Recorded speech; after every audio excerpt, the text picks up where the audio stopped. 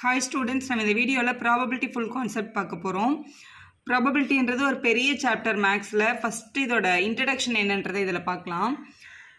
First ப்ராபபிலிட்டினா random experiment அப்படின்னு ஒரு word இருக்குது. ரேண்டம் எக்ஸ்பெரிமெண்ட்டுன்றது ஒரு காயினை இப்போ நம்ம டாஸ் பண்ணுறோம், யாராலையும் ப்ரெடிக்ட் பண்ண முடியாது அதில் ஹெட்டு விழப்போதா இல்லை டெயில் விழப்போதான்னு. அதேமாதிரி ஒரு க்யூபை எடுத்து உருட்டி விடுறோம், டைஸ் விளையாடுறோம். அதில் 1லேருந்து 6 வரைக்கும் எந்த நம்பர் வேணாலும் விழலாம். அதில் என்ன நம்பர் விழுன்னு யாருமே ப்ரிடிக்ட் பண்ண முடியாது. இந்த மாதிரி ஒருத்தரால் ப்ரிடிக்ட் பண்ண முடியாத எல்லா அந்த எக்ஸ்பெரிமெண்ட்ஸ்க்கும் பேர் ரேண்டம் எக்ஸ்பெரிமெண்ட். ஏன்னா அதோட ஃபைனல் ரிசல்ட் என்னன்றதை யாருமே சொல்ல முடியாது அப்படின்றது தான். ஸோ நெக்ஸ்ட்டு நம்ம பார்க்க போகிறது சாம்பிள் ஸ்பேஸ். சாம்பிள் ஸ்பேஸ்னால் என்ன அப்படின்னா, நமக்கு கிடைக்கிற எல்லா ஆன்சரையும், அதாவது இப்போ ஒரு காயின்னா அதில் ஒரு ஹெட்டும் டெய்லும் விழுறதுக்கான சான்ஸ் இருக்குது. டைஸ்னால் 1லேருந்து 6 வரைக்கும் விழலாம். ஒரு கார்டு எடுத்தோன்னா அந்த 52 கார்டில் எந்த கார்டு வேணாலும் வரலாம் இல்லையா? அந்த மாதிரி எல்லா அவுட்கம்ஸையும் சேர்த்து எழுதணுன்னா உங்களுக்கு பேர் தான் சாம்பிள் ஸ்பேஸ். அதை எஸ்ன்னு சொல்லுவாங்க. இப்போ சாம்பிள் ஸ்பேஸ் எப்படிலாம் எழுதுவாங்கன்னு பாருங்கள். ஃபஸ்ட்டு சப்போஸ் ஒரு காயினை டாஸ் பண்ணுறோம், டாஸிங் ஏ காயின். டாஸிங் ஏ அன்பயாஸ்டு காயின் அப்படின்ற வேர்டை யூஸ் பண்ணுவாங்க. அன்பயாஸ்டு காயின் அப்படின்னா ஒரு பக்கம் ஹெட்டும் ஒரு பக்கம் டெய்லும் இருக்கிற, நம்ம நார்மலாக யூஸ் பண்ணுற எந்த பக்கமும் வில்லுன்னு சொல்ல முடியாத ஒரு காயின், அதான் அன்பயாஸ்டு காயின். பயாஸ்டு காயின்னு ஒன்று +2ல் நம்ம யூஸ் பண்ணுவோம். அதில் அவங்க ஒரு கண்டிஷன் சொல்லுவாங்க, this is a biased coin அப்படின்னா இந்த ஹெட்டில் 3 தடவை ஹெட் விழுந்தால் ஒரு தடவை தான் டெய்ல் விழும். 3:1 ரேஷியோவில் தான் இந்த காயின் விழும் அப்படின்னு சொல்லுவாங்க. பயாஸ்ட்னா ஏதாவது ஒரு கண்டிஷனில் இருக்கிற காயின் பயாஸ்டு காயின். அன்பயாஸ்டு காயின்னா யாராலையும் ப்ரிடிக்ட் பண்ண முடியாத காயின். நம்ம ஒரு கேமை ஸ்டார்ட் பண்ணுறோன்னா ஒரு அன்பயாஸ்டு காயினை வச்சு தான் நம்ம எந்த கேமையுமே ஸ்டார்ட் பண்ணுறோம். ஏன்னா அதை எந்த பக்கம் விழுதுன்னு யாராலையும் சொல்ல முடியாது. ஒரே ஒரு காயினை நம்ம டாஸ் பண்ணுறோம் அப்படின்னா நமக்கு வர்ற சாம்பிள் ஸ்பேஸ் ஒன்று அது ஹெட் விழலாம் இல்லைனா டெய்ல் விழலாம். இதை தவிர வேறு ஆப்ஷனே கிடையாது. சப்போஸ் ஒரு காயின் டாஸ் பண்ணாமல் 2 காயினை டாஸ் பண்ணுறோம், டாஸிங் 2 காயின்ஸ். 2 காயினை டாஸ் பண்ணுறோம் அப்படின்னா நமக்கு என்னென்ன பாசிபிலிட்டி விழலாம்? ஒன்று 2 காயின்லையுமே ஹெட் விழலாம், இல்லை முதல் காயினில் ஹெட் விழுந்துட்டு அடுத்த காயினில் டெய்ல் விழலாம். இப்போ ஃபஸ்ட்டு காயினில் டெய்ல் விழுந்துட்டு ரெண்டாவது காயினில் ஹெட், இல்லைனா 2 காயின்லையுமே டெய்ல்னு விழுந்துடலாம். ஸோ 4 ஆப்ஷன் இருக்குது. இப்போது டாஸிங் 3 காயின் சொல்ல போகிறேன். 3 காயின், ஏன்னா 3 காயின் யூஸ் பண்ணுற வரைக்கும் நமக்கு கான்செப்ட் இருக்குது புக்கில். டாஸிங் 3 காயின்ஸ், 2 காயின்ஸுக்கு 4 ஆப்ஷன் இருக்குது. 3 காயினை டாஸ் பண்ண போகிறோம். இதில் நிறைய பேருக்கு ஒரு சின்ன டவுட் என்னென்னா, இந்த சாம்பிள் ஸ்பேஸ் எழுதும் போது எதை மிஸ் பண்ணுறோன்னு தெரியல. டாஸிங் 3 காயினில் அதுக்கு ஒரு சின்ன ட்ரீ டயக்ராம் மாதிரி போட்டிங்கன்னா அதை கரெக்டாக எழுதிடலாம். அது எப்படி எழுதுறதுன்னு இப்போ பாருங்களேன். ஃபஸ்ட்டு காயினில் ஹெட்டு விழலாம் இல்லைனா டெய்ல் விழலாம். முதல் காயினில் ஹெட்டு விழுந்திருக்கலாம் இல்லைனா டெய்ல் விழுந்திருக்கலாம். First option. முதல்ல ஒரே ஒரு காயினை மட்டும் நம்ம டாஸ் பண்ணியிருக்கோம்னு வச்சுக்கோங்களேன். நெக்ஸ்ட்டு ஹெட்டு விழுந்ததுக்கப்புறம் காயினை நம்ம டாஸ் பண்ணுறோம், திருப்பி ஹெட்டு விழலாம் இல்லைனா டெய்ல் விழலாம். அதே மாதிரி இங்கே 2வது காயினை டாஸ் பண்ணும்போது ஹெட் விழுந்திருக்கலாம் இல்லைனா டெய்ல் விழுந்திருக்கலாம். இதுதான் நம்ம 2 காயின்ஸ்க்கு எழுதியிருக்கோம் பாருங்கள். Head head head tail, tail head tail tail. இதுதான் 2 காயினுக்கு நம்ம எழுதியிருக்குது. இப்போ நம்ம 3 காயினை டாஸ் பண்ணுறதுனால இதை இன்னொரு லேயர் நம்ம எடுக்கணும். ஸோ ஹெட்டு விழுந்ததுக்கப்புறம் மறுபடியும் 3வது தடவை டாஸ் பண்ணும்போது ஹெட்டு விழுந்திருக்கலாம் இல்லைனா டெய்ல் விழுந்திருக்கலாம். இதுக்கு பேர் tree diagram for sample space அப்படின்னு சொல்லுவாங்க. ஸோ எதையும் மிஸ் பண்ணாமல் எழுதுறதுக்கு இந்த மாதிரி எழுதிக்கலாம். 3வது காயினை டாஸ் பண்ணுறோம், இந்த ஹெட்டு விழுந்ததுக்கப்புறம் மேபி ஹெட் விழலாம் இல்லைனா டெய்ல் விழலாம். இந்த டெய்ல் விழுந்ததுக்கப்புறம் டாஸ் பண்ணுறாங்க, ஸோ ஹெட்டு விழலாம் டெய்ல் விழலாம். இதில் இருக்க எல்லா ஆப்ஷனையும் எடுத்து எழுதுனா அதுதான் 3 காயின்ஸோட சாம்பிள் ஸ்பேஸ். முதல்ல இந்த ஹெட்லேருந்து ஸ்டார்ட் பண்ணுங்கள். ஹெட் ஹெட் ஹெட், ஃபஸ்ட்டு 3 காயின்லையுமே ஹெட்டு விழுந்திருக்கலாம். அடுத்து இந்த ஹெட்டை யூஸ் பண்ணி ஹெட் ஹெட் டெய்ல்னு ஒரு ஆப்ஷன் இருக்குது. ஸோ ஹெட் ஹெட் டெய்ல் அப்படின்னு எழுதணும். அடுத்து இங்கே கீழே எழுதுங்க, ஹெட் டெய்ல் ஹெட் விழலாம் இல்லைனா ஹெட் டெய்ல் டெய்ல் விழலாம். ஸோ இதில் இருக்கிற எல்லா ஆப்ஷனுமே நம்ம எழுதியாச்சு. அதே மாதிரி இங்கே பாருங்கள், டெய்ல் ஹெட் ஹெட் விழலாம். ஸோ டெய்ல் ஹெட் ஹெட் இல்லைனா டெய்ல் ஹெட் டெய்ல் விழுந்திருக்கலாம், டெய்ல் ஹெட் டெய்ல். இல்லை இங்கே கீழே டெய்ல் டெய்ல் ஹெட் விழுந்திருக்கணும் இல்லைனா டெய்ல் டெய்ல் டெய்ல் விழுந்திருக்கணும். இந்த மாதிரி 8 ஆப்ஷன் இருக்குது. ஸோ இப்படி எழுதுனீங்கன்னா எதுவுமே மிஸ் ஆகாது. இல்லை மேம், எனக்கு இதுக்கு வேறு ஒரு சின்ன ஐடியா தெரியும். ஃபஸ்ட்டு ஒரே ஒரு டெய்ல், முதல்ல 3 ஹெட்டு 3 டெய்ல், யாருக்குமே கன்ஃபியூஷன் கிடையாது. இல்லை எனக்கு 3 டயக்ராம் போட டைம் இல்லை அப்படின்றவங்களுக்கு ஒரே ஒரு ஹெட் எழுதுங்க. அந்த ஒரு ஹெட்டை லாஸ்ட்டில் எழுதுங்க, சென்டரில் எழுதுங்க, அதே மாதிரி ஃபஸ்ட்டு எழுதுங்க. 3 ஆப்ஷன் கிடச்சிடும். அந்த மாதிரி ஒரே ஒரு டெய்லை ஒரே ஒரு ஹெட்டை first head, second head, third head அப்படி எழுதுனா கூட இந்த 8 ஆப்ஷனே உங்களுக்கு கரெக்டாக எழுத முடியும். இதுதான் 3 காயினை டாஸ் பண்ணுறதோட சாம்பிள் ஸ்பேஸ். டைஸ், ஒரே ஒரு டைஸை வந்து த்ரோ பண்ணுறோம். ஸோ டைஸ் வந்து எல்லோரும் பார்த்துருப்பீங்க. இந்த மாதிரி ஒரு கியூபிக் ஷேப்பில் இருக்கும். இதில் ஒரு சைடு வந்து ஒரு டாட், இன்னொரு சைடு 2 டாட், இன்னொரு சைடு 3 டாட், இந்த மாதிரி 6 ஃபேஸ் இருக்குது. ஸோ ஒரு டாட் விழலாம், 2 விழலாம், 3, 4, 5, 6 இந்த 6 ஸ்பேஸில் எது வேணாலும் விழலாம். இது வந்து சிங்கிள் டைஸ்க்கு டோட்டலாக நம்பர் ஆஃப் எலிமெண்ட் இந்த சாம்பிள் ஸ்பேஸ் தான் N(S) அப்படின்னு சொல்லுவாங்க. இதில் வந்து 6 பாசிபிலிட்டி இருக்குது. இப்போ வந்து ஒரு டைஸ் இல்லாமல் கொஸ்டினில் 2 டைஸ் ஆர் ரோல் அப்படின்னு கேட்பாங்க. 2 டைஸை வந்து நம்ம ரோல் பண்ணுறோம். 2 டைஸ்க்கு என்னென்ன ஆப்ஷன் இருக்குன்னு பாருங்களேன். ஸோ இதுதான் அதோட சாம்பிள் ஸ்பேஸ். ஏன்னா 2 டைஸை நம்ம தூக்கி போடுறோம். 2 பேர்லையுமே 1 விழலாம். இல்லை ஃபஸ்ட்டில் 1 விழுந்துட்டு ரெண்டாவதுல 2, ஃபஸ்ட்டில் 1 விழுந்துட்டு ரெண்டாவதுல மட்டும் 3, ஃபஸ்ட்டில் 1 விழுந்துட்டு 4, 1, 5, 1, 6 இதே மாதிரி 6 வரைக்கும் எழுதணும். அப்போ 6 rows 6 columns இருக்குது. அப்போ நம்பர் ஆஃப் எலிமெண்ட் இந்த சாம்பிள் ஸ்பேஸ் வந்து 6 × 6 வந்து 36. அப்போ 36 எலிமெண்ட்ஸ் இருக்குது அப்படின்றத தெரிஞ்சுக்கோங்க. இதே மாதிரி 3 டைஸ் யூஸ் பண்ணி கேட்டாங்க அப்படின்னா நம்மளால் அந்த சாம்பிள் ஸ்பேஸ் உட்காந்து எழுத முடியாது. ஆனால் அதை பேஸ் பண்ணி கேட்குற கொஸ்டின் வந்து ஆன்சர் பண்ண முடியும். இப்போ 3 டைஸ் த்ரோ பண்ணுறாங்க அப்படின்னா நம்மளோட சாம்பிள் ஸ்பேஸோட கவுண்ட்டு மட்டும் கேட்பாங்க. 3 டைஸை த்ரோ பண்ணாங்கன்னா இங்கே பாருங்க, ஒரு டைஸுக்கு 6^1, 2 டைஸ்க்கு 6 × 6. அப்போ 3 டைஸ்க்கு எவ்வளோ எலிமெண்ட் இருக்கும் அப்படின்னு கேட்டாங்கன்னா நம்பர் ஆஃப் எலிமெண்ட் இந்த சாம்பிள் ஸ்பேஸோட வேல்யூ 3 டைம்ஸ் வேல்யூ எடுக்கணும். அப்போ 6 × 6 × 6 தான் சாம்பிள் ஸ்பேஸோட கவுண்ட்டு. இது வந்து 1 மார்க்கில் கேட்கலாம், தெரிஞ்சு வச்சுக்கோங்க. 216. அப்போ நம்பர் ஆஃப் எலிமெண்ட் இந்த சாம்பிள் ஸ்பேஸ் 3 டைஸ்க்கு கேட்டாங்கன்னா 216 அப்படின்னு எழுதுங்க. நெக்ஸ்ட் வந்து கார்ட்ஸ் பேஸ் பண்ணி கொஸ்டின் கேட்பாங்க. கார்ட்ஸில் வந்து பிளேயிங் கார்ட்ஸ் அப்படின்னு சொன்னாலே நம்பர் ஆஃப் எலிமெண்ட் இந்த சாம்பிள் ஸ்பேஸ் வந்து நம்ம 52 எடுக்கணும். 52 கார்ட்ஸ்ன்றது எப்படி கிளாஸிஃபை ஆகிருக்குன்னு தெரிஞ்சுக்கோங்க. இந்த டேபிள் மட்டும் தெரிஞ்ச கார்ட்ஸில் என்ன கொஸ்டின் கேட்டாலும் நீங்கள் ஆன்சர் பண்ணலாம். இந்த 52 கார்ட்ஸில் வந்து 4 டைப் இருக்குது. ஸ்பேட், ஆர்டின், கிளவர், டைமண்ட். இந்த கிளவர்ன்றதை வந்து கிளப்புன்னு கூட கேட்குறாங்க கொஸ்டின் பேப்பர்ஸில். இதில் ஸ்பேடும் கிளவரும் ஃபுல்லாக பிளாக் கலரில் இருக்கும். ஆர்டினும் டைமண்டும் ஃபுல்லாக ரெட் கலரில் இருக்கும். நம்பர் 1ன்ற நம்பரே வந்து கார்ட்ஸில் கிடையாது. 1க்கு பதிலாக தான் ஏன்னு எழுதியிருப்பாங்க. அதுக்கப்புறம் 2, 3, 4, 5, 6, 7, 8, 9, 10. ஸோ 10 நம்பர்ஸும் இருக்கும். அதுக்கப்புறம் JQK, இது வந்து ஜாக், குயின், கிங்குன்னு சொல்லுவாங்க. இந்த JQK அப்படின்னு சொல்லப்படுற இந்த 3 கார்ட்ஸையும் வந்து ஃபேஸ் கார்ட்ஸ் அப்படின்னு சொல்லுவாங்க. ஏன்னா அதில் வந்து ஃபேஸ் பிரிண்ட் ஆகிருக்கும். ஸோ வந்து இதுதான் ஃபேஸ் கார்ட்ஸ். ஸோ ஒரு ஃப்ளார்லேயும் 13 கார்டு இருக்குது. So 8 to 10 cards, 3 face card, 13. So add பண்ணால் 52 கார்ட்ஸ் கிடைக்குது. ஸோ இதை பேஸ் பண்ணி இப்போ வந்து பிளேயிங் கார்ட்ஸில் மொத்தமாக எத்தனை ஃபேஸ் கார்ட்ஸ் இருக்குது அப்படின்னு கேட்டாங்கன்னா இங்கே ஒரு 3 4 இருக்குது. 4 3s 12 ஃபேஸ் கார்ட்ஸ் இருக்குதுன்னு தெரிஞ்சுக்கோங்க. ரெட் கலர் ஃபேஸ் கார்டுனா 6 இருக்குது அப்படின்னு சொல்லுங்கள். கிங்குன்னு கேட்டாங்கன்னா 4 கிங் இருக்காங்க டோட்டலாக கார்ட்ஸில் அப்படின்னு சொல்லுங்கள். இப்போ இந்த கொஸ்டினுக்குலாம் எப்படி ஆன்சர் பண்ணுறதுன்னு பார்க்கலாம். இப்போ இந்த கொஸ்டினில் என்ன கேட்டிருக்காங்கன்னு பாருங்களேன். இப்போ இதில் பாருங்களேன். From the well shuffled pack of 52 cards 1 card is drawn at random. Find the probability of getting a king அப்படின்னு கேட்டிருக்காங்க. So first question getting a king. So பேசிக்காக probability of getting a king, ஒரே ஒரு கிங்கை select பண்ணுறதுக்கு probability என்னன்றதான் உங்களோட question. ப்ராபபிலிட்டியோட பேசிக் ஃபார்முலா மேலே favourable outcome by total outcome அப்படின்னு சொல்லப்படுறது தான். ஸோ கார்டோட டோட்டல் வந்து 52. ஸோ ப்ராபபிலிட்டி ஆஃப் கிங்குன்றது வந்து நம்பர் ஆஃப் கிங்கை மேலே எழுதணும், கீழே வந்து டோட்டல் நம்பர் ஆஃப் கார்ட்ஸை எழுதணும். இதுதான் பேசிக். எதோட ப்ராபபிலிட்டி கேட்குறாங்களோ அதில் எவ்வளோ நம்பர்ஸ் இருந்தது அந்த கார்ட்ஸில், கீழே வந்து நம்பர் ஆஃப் எலிமெண்ட் இந்த சாம்பிள் ஸ்பேஸ், அவ்வளோதான். இதில் பாருங்கள் கிங்கு வந்து எவ்வளோ இருக்குன்னு பாருங்கள். 4 கிங் இருக்குது. அப்போ மேலே வந்து 4 போடணும், கீழே வந்து 52ன்னு எழுதணும். ஸோ இது வந்து கேன்சல் பண்ண முடிஞ்சால் கேன்சல் பண்ணிடலாம்.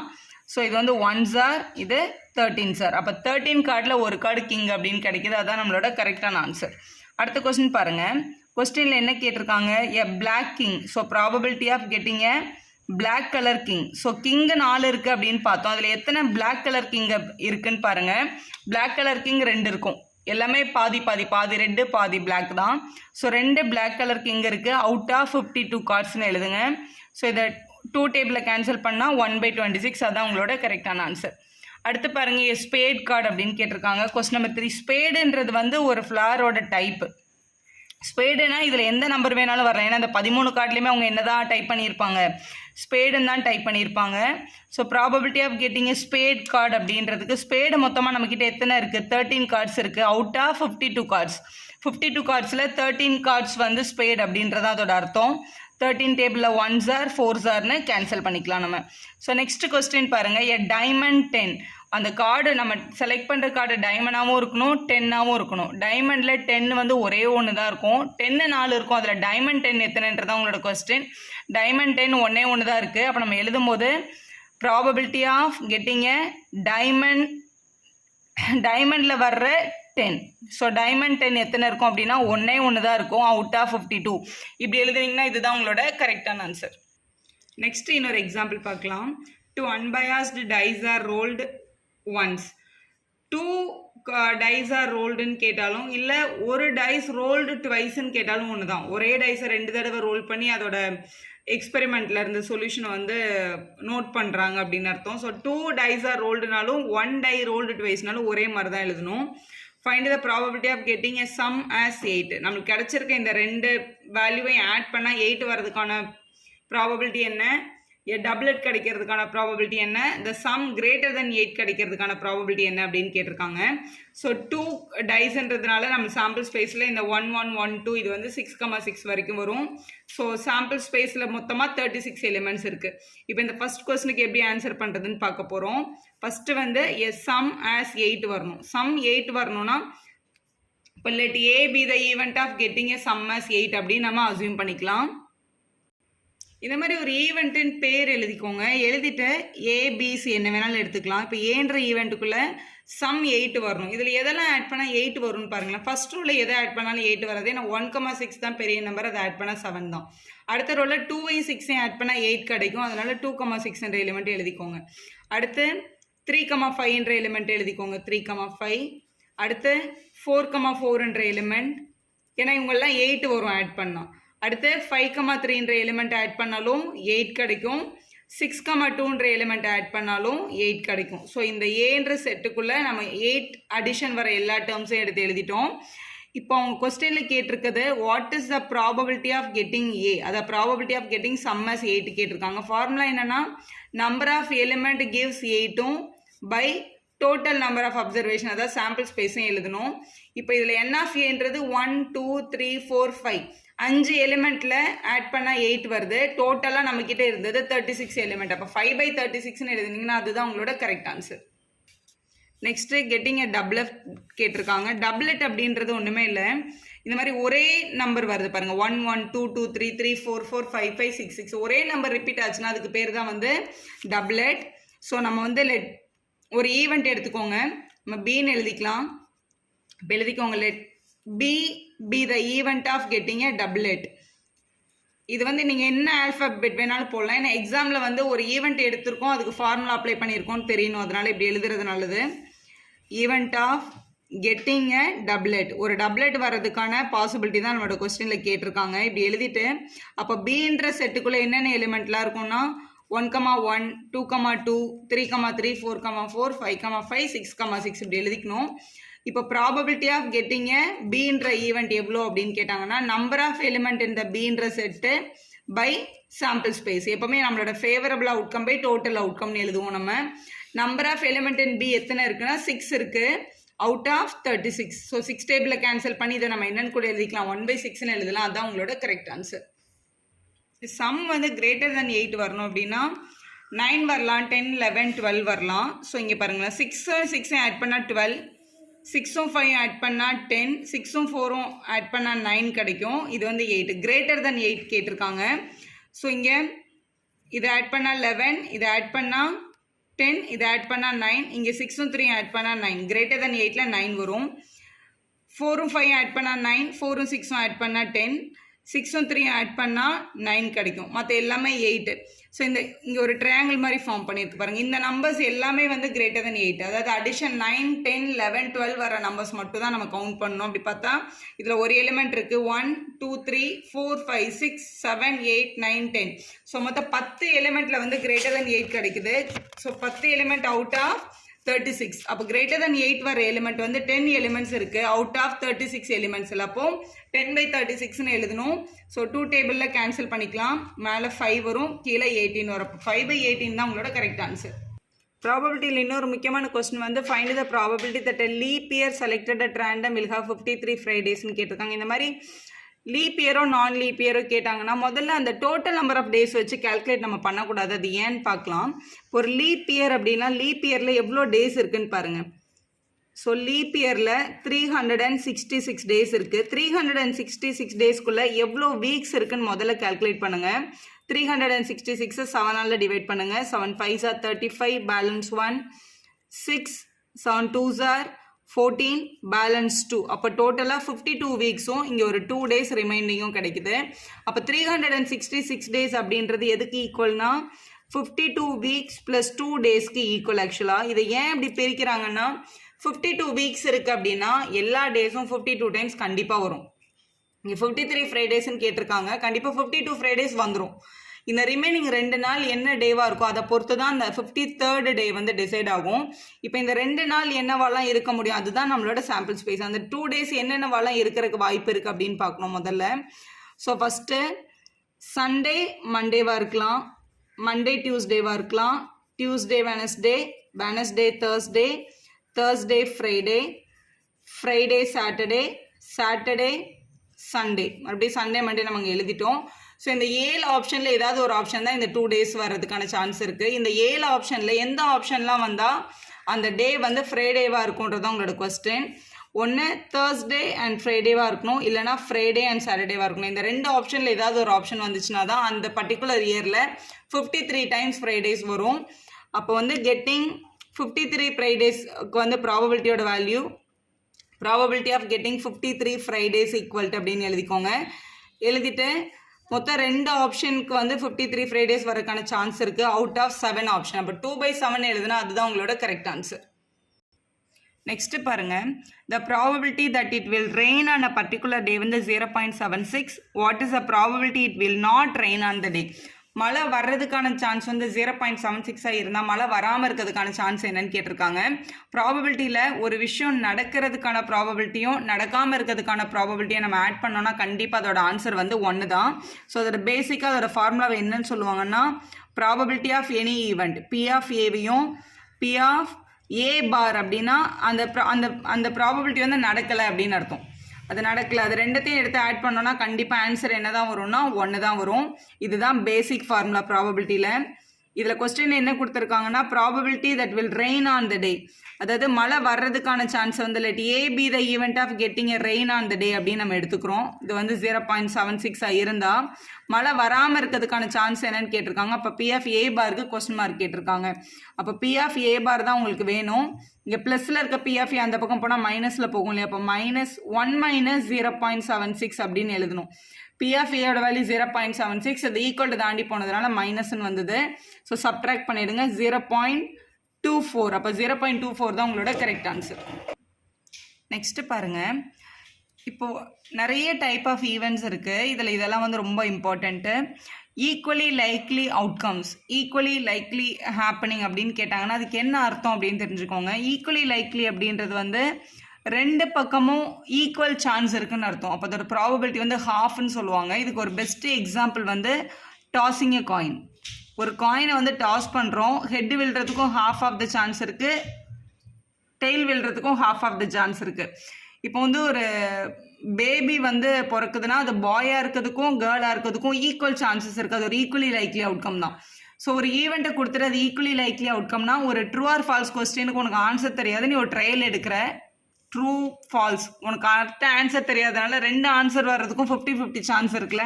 கரெக்டாக பாதி சான்ஸ் இருந்துச்சுன்னா அதை வந்து ஈக்குவலி லைக்லி அவுட்கம்னு சொல்லுவாங்க. அதோட ப்ராபபிலிட்டி வந்து ஹாஃப், 2 பக்கமும் பாதி சான்ஸ் இருக்குன்னு சொல்கிறது. மியூச்சுவலி எக்ஸ்க்ளூசிவ் ஈவெண்ட்ஸ் அப்படின்னா என்ன அர்த்தம் அப்படின்னா அவங்க 2 பேருக்கும் நடுவில் எந்த இன்டர்செக்ஷனும் இல்லைன்னு அர்த்தம். எக்ஸ்க்ளூசிவ்னா ஃபஸ்ட்டு எழுதின ஈவெண்ட்டுக்கும் 2வது எழுதின ஈவெண்ட்டுக்கும் எந்த சம்மந்தமும் இல்லாமல் இருக்கிறது. ஃபார் எக்ஸாம்பிள் ஒரு டைஸை வந்து தூக்கி போடுறோம். What is a probability of getting even நம்பர்னா 2, 4, 6 விழலாம் ஒரு டைஸ்லேருந்து. ப்ராபபிலிட்டி ஆஃப் கெட்டிங் ஆட் நம்பர்னு கேட்டாங்கன்னா 135ன்னு வரும். ஸோ இதில் வர்ற எந்த எலிமெண்ட்டுமே இங்கே வரல. அதாவது ரெண்டு பேருக்கும் நடுவில் இன்டர்செக்ஷனே இருக்காது, ரெண்டு பேருக்கும் காமனாக எந்த எலிமெண்ட்டுமே இல்லை. அப்போ அந்த ஈவெண்ட்டுக்கு பேர் என்னென்னா மியூச்சுவலி எக்ஸ்க்ளூசிவ் ஈவெண்ட். டாஸிங் காயினை கூட சொல்லலாம். ஹெட் விழுறதுக்கு தனி ஈவெண்ட்டு, டெய்ல் விழுறது தனி ஈவெண்ட். ரெண்டு பேருக்கும் இன்டர்செக்ஷனே கிடையாது. இன்டர்செக்ஷனே இல்லைன்னா அதை வந்து நல் செட் அப்படின்னு சொல்லணும். எக்ஸாசிவ் ஈவெண்ட்ஸ் அப்படின்னா அதோட இப்போ ஒரு கொஸ்டினை வந்து ஸ்ப்ளிட் பண்ணிவிட்டு அதோட எல்லா ஈவெண்ட்டையும் எடுத்து நம்ம ஆட் பண்ணோம் அப்படின்னா அதோட சாம்பிள் ஸ்பேஸ் கிடைக்கிது. இது இந்த மியூச்சுவலி எக்ஸ்க்ளூசிவ் ஈவெண்ட்டுக்கு நம்ம எடுத்த எக்ஸாம்பிள் வந்து மியூச்சுவலி எக்ஸ்காசிக்கும் சொல்லலாம். ஏன் அப்படின்னா இப்போ நான் வந்து ஒரு டைஸை வந்து த்ரோ பண்ணுறேன், ஒரே ஒரு டைஸை. சாம்பிள் ஸ்பேஸ் வந்து 1 to 6ன்னு நமக்கு தெரியும். இதில் probability of getting even number, இது வந்து probability of getting odd number. Probability of getting ஈவனையும் ப்ராபபிலிட்டி ஆஃப் கெட்டிங் த ஆடையும் நம்ம ஆட் பண்ணோம்னா நம்மளோட சாம்பிள் ஸ்பேஸ் கிடச்சிருது. ஸோ ஈவெண்ட் 1ஐயும் ஈவெண்ட் 2ஐயும் நம்ம வந்து ஜாயின் பண்ணோம் அப்படின்னா நம்மளோட சாம்பிள் ஸ்பேஸே நமக்கு வந்து திருப்பி கிடைக்குதுல. அதாவது இது வந்து E1, இது வந்து E2 ரெண்டுத்தையும் ஆட் பண்ண சாம்பிள் ஸ்பேஸ் கிடைக்குது. எப்படி வேணாலும் நம்ம வந்து நிறைய ஈவெண்ட்டாக கூட பிரிக்கலாம். ஸோ 1ம் 2ம் ஒரு ஈவெண்ட், 3ம் 4ம் ஒரு ஈவெண்ட், அப்படி பிரித்து எத்தனை ஈவெண்ட்டாக ஸ்ப்ளிட் பண்ணி பிரித்து எழுதினாலும் அதோட அடிஷன் வந்து திருப்பியும் சாம்பிள் ஸ்பேஸாகவே கிடைக்குது. அப்படின்னா அதுக்கு பேர் தான் எக்ஸாசிவ் ஈவெண்ட்ஸ். அவங்க எல்லாத்தையும் கனெக்ட் பண்ணால் நம்ம சாம்பிள் ஸ்பேஸே ஆன்சரில் வர்றது. ஷோர் ஈவெண்ட், ஷோர் ஈவெண்ட்னா சர்டைன் டு ஹேப்பன் அப்படின்னு சொல்லுவாங்க. கண்டிப்பாக அதுதான் விழும் அப்படின்னு சொல்கிறது. இப்போ ஃபார் எக்ஸாம்பிள் ஒரு டைஸை வந்து த்ரோ பண்ணுறோம், getting a number less than or equal to 6 அப்படின்னு சொன்னாங்கன்னா ஆப்வியஸாக ஒரு டைஸில் 1லேருந்து 6 வரைக்கும் தான் நம்பர் இருக்குது. அப்போ எந்த நம்பர் விழுந்தாலும் 6ஐ விட கம்மியாக தான் விழும். இப்போ ஷோர் ஈவெண்ட்டுக்கு வந்து ப்ராபபிலிட்டியோட ஆன்சர் வந்து 1. அப்போ அது 100% அக்செப்டட். எந்த நம்பர் விழுந்தாலும் நான் வந்து ஜெயிச்சிட்டேன்னு தான் அர்த்தம். அதனால தான் அது ஷோர் ஈவெண்ட். இம்பாசிபிள் ஈவெண்ட் அப்படின்னா இப்போ ஃபார் எக்ஸாம்பிள் நான் இங்கே எழுதுகிறேன் பாருங்களேன். Getting 7 when a die is rolled. ஒரு டையை வந்து த்ரோ பண்ணுறோம், ஆனால் அதில் 7 விழணும்னு சொல்கிறாங்க. டைஸில் மொத்தமே 1லேருந்து 6 வரைக்கும் தான் இருக்குது. அப்போ 7ன்ற ஒரு எலிமெண்ட்டு அங்கே கிடையாது. அப்போ அந்த மாதிரி ஒரு நம்பர் விழ சான்ஸே இல்லை, நடக்கவே நடக்காது அப்படின்ற விஷயம் வந்து இம்பாசிபிள் ஈவெண்ட். இம்பாசிபிள் ஈவெண்ட்டுக்கு ப்ராபபிலிட்டி கேட்டாங்கன்னா அதை நம்ம 0ன்னு சொல்லணும். ஷோர் ஈவெண்ட்டுக்கு எக்ஸாம்பிள் சொல்லணும்னா getting a number, getting a answer as less than or equal to 6, less than or equal to 6. 6ஓ இல்லை அதுக்கு விட கம்மியாவோ விழணும் அப்படின்னா கண்டிப்பாக விழும்ல. ஏன்னா ஒரு டைஸில் வந்து 1லேருந்து 6 வரைக்கும் தான் இருக்குது. அதனால less than or equal to 6ன்றது ஷோர் ஈவெண்ட். எந்த நம்பர் விழுந்தாலும் ஓகே. அதனால் அது ஆன்சர் 1. இம்பாசிபிள் ஈவெண்ட்டை வந்து நம்ம என்னன்னு சொல்லணும்னா 0ன்னு சொல்லணும். ஸோ 1 மேக்ஸிமம் 1 ஆன்சர் வரும், இல்லைனா 0 ஆன்சர் வரும். எப்போவுமே வந்து ப்ராபபிலிட்டியோட ஆன்சர் நெகட்டிவில் எழுதுறதுக்கு சான்ஸே இல்லை. இது ஒரு முக்கியமான ஒரு ரூல் என்ன அப்படின்னா 0லேருந்து 1 வரைக்கும் தான் எல்லா ப்ராபபிலிட்டியுமே இருக்கும். ஒன்று 0வாக இருக்கும், இல்லைனா 1ஆக இருக்கும், இல்லை அதுக்கு நடுவில் தான் நம்மளோட ஆன்சர் இருக்கும். இப்போ வந்து ஒரு 4 மெம்பர்ஸ் இருக்காங்க, ஒரு பர்டிகுலர் ஜாபோட ஒரு சுப்பீரியர் போஸ்ட்டுக்கு அப்ளை பண்ணியிருக்காங்க அப்படின்னா இப்போ அந்த 4 பேரில் யாருமே செலக்ட் ஆகாமல் போகலாம், 0 out of 4. அப்படி இல்லைன்னா ஒருத்தர் செலக்ட் ஆகலாம் 1/4. இல்லை அந்த 4 பேரில் 2 பேர் செலக்ட் ஆகலாம், இல்லை அந்த 4 பேருமே அந்த கோர்ஸை கிராக் பண்ணி போஸ்டிங் போகலாம். இதை தவிர வேறு ஆப்ஷனே கிடையாது. மொத்தமாக அங்கே 4 மெம்பர்ஸ் இருந்தாங்கன்னா யாருமே செலக்ட் ஆகலை, ஒருத்தர் செலக்டட், 2 பேர் செலக்டட், இல்லை 3 பேர் செலக்டட், இல்லைனா 4 பேருமே செலக்டட். இதில் இந்த 0/4ன்றது தான் 0ன்னு சொல்கிறோம், 4/4ன்றது தான் 1ன்னு சொல்கிறோம். இந்த மற்ற எல்லா நம்பரையும் டிவைட் பண்ணி பாருங்கள், ஆன்சர் வந்து டெசிமலில் தான் வரும், அதுவும் பாசிட்டிவில் தான் வரும். இதை தவிர வேறு ஆப்ஷனே கிடையாது. ஸோ ப்ராபபிலிட்டி ஆஃப் எந்த ஈவெண்ட் எடுத்து பார்த்தாலும் 0லேருந்து 1க்குள்ளே தான் நம்ம ஆன்சர் இருக்கும். 0வாகவும் இருக்கலாம், 1ஆகவும் இருக்கலாம். கண்டிப்பாக இந்த கீழே இந்த லைன் போட்டு தான் நீங்கள் எழுதணும். இந்த கொஸ்டின் பாருங்கள், which of the following cannot be the probability of an event அப்படின்னு கேட்டிருக்காங்க. ஃபஸ்ட்டு 2/3ன்ற நம்பர் வந்து ப்ராபபிலிட்டி தான், ஏன்னா 3 பேரில் 2 பேர் செலக்டட். இதை நீங்கள் கேன்சல் பண்ணி பார்த்தா ஆன்சர் வந்து 0 something தான் வருது. மைனஸில் ப்ராபபிலிட்டி வராது, அதனால இது வந்து ராங். ஏன்னா பேசிக்கே வந்து ப்ராபபிலிட்டியோட ஆன்சர் 0லேருந்து 1க்குள்ளே தான் இருக்கணும், இதுதான் பேசிக். ஸோ இந்த ஆன்சர் எடுக்க முடியாது. 15% அப்படின்னா என்ன அர்த்தம்னா 15/100ன்னு அர்த்தம். ஸோ 100ல் 15 மார்க்ஸ்ன்றது பாசிபிள் தான். இதை நீங்கள் டெசிமலில் மாற்றினாலும் 0.15 தான் கிடைக்கும். 0லேருந்து 1க்குள்ளே தான் இருக்குது. அப்போ yes, it is a probability. 0.7 அப்படின்றதும் ப்ராபபிலிட்டி தான், ஏன்னா 0லேருந்து 1க்குள்ளே தான் இருக்குது. இதை நம்ம வந்து ஃப்ராக்ஷனில் மாற்றினோம்னா 7/10ன்னு கிடைக்கும். அப்போ 10ல் 7 செலக்டட் வந்து பாசிபிலிட்டி இருக்குது. ஸோ இதுதான் ஆன்சர். ஸோ உங்களோட ஃப்ராக்ஷன் வந்து எப்போவுமே ப்ராப்பர் ஃப்ராக்ஷனாக இருந்தால் தான் ப்ராபபிலிட்டியில் வரும். இம்ப்ராப்பர் ஃப்ராக்ஷன், இம்ப்ராப்பர்னா மேலே பிக் நம்பரும் கீழே ஸ்மால் நம்பரும் கொடுத்தாங்கன்னா இது கண்டிப்பாக ப்ராபபிலிட்டியில் வராது. நீங்கள் ஃப்ராக்ஷனை பார்த்தாலே சொல்லிடலாம். 2 பேர்லேருந்து 7 பேரை செலக்ட் பண்ணவே முடியாது. மோரோவர் அதை நம்ம டிவைட் பண்ணாலும் 1 விட பெரிய நம்பர் தான் ஆன்சரில் வரும். ப்ராபபிலிட்டியோட பிக் நம்பரே வந்து 1 தான். அதை தாண்டி ஆன்சர் வந்தாலே ஆன்சர் வந்து ப்ராபபிலிட்டியில் எடுக்கக்கூடாது. வீடியோ பிடிச்சிருந்தா ஒரு லைக் போடுங்க. இந்த மாதிரி எல்லா கான்செப்டும் சேனலில் இருக்குது, போய் பாருங்கள். Subscribe our channel for more videos.